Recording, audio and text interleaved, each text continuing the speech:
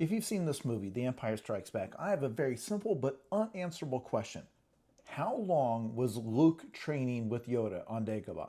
I think this is one of the most interesting questions in all of cinema, not because I care about the details of Jedi training, but because I found you can ruin like a third of the movies you watch just by asking the question, how much time has passed here? See, the plot of The Empire Strikes Back has a problem, one that tends to drive writers crazy, which is that you have two main plot threads going on simultaneously.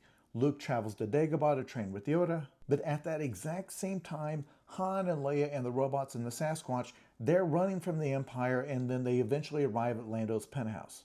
But this problem that I said drives writers crazy, the problem that I actually think drove George R. R. Martin crazy, and we'll get to that in a moment, is where in one of these two plot threads, the characters are doing something that could be accomplished in a couple of days, and in the other, they're doing something that really should take months, but you need them to all finish at the same time. So if you ask anybody who watches this movie for the first time, how long do you think this training took?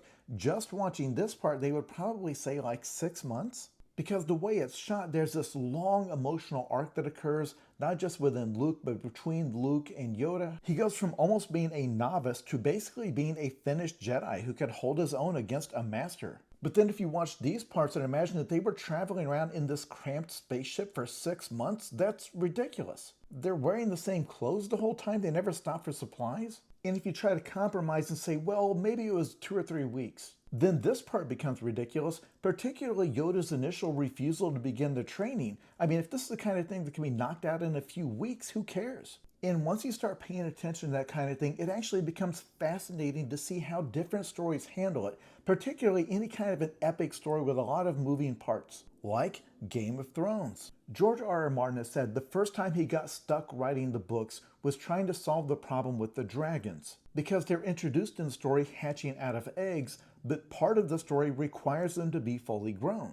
And he really struggled to figure out how to get from point A to point B because he didn't just want to jump forward by like 10 years. Now go watch the TV show and notice that in the first few seasons that are based off the books, how many of the plot points are based around the fact that it takes weeks or months to travel anywhere. But in the final seasons, when it's just a TV show, characters will just teleport across the map, even if they're traveling on foot in the snow. I actually believe that one of the reasons he stopped writing the books, one of the things that sucked the joy out of them, is that he eventually got to the place where he had so many characters who were in so many different places that the logistics of trying to get them all together so they could talk to one another became too much. At some point, it just becomes a slog, and I think George Lucas's secret was he just didn't care.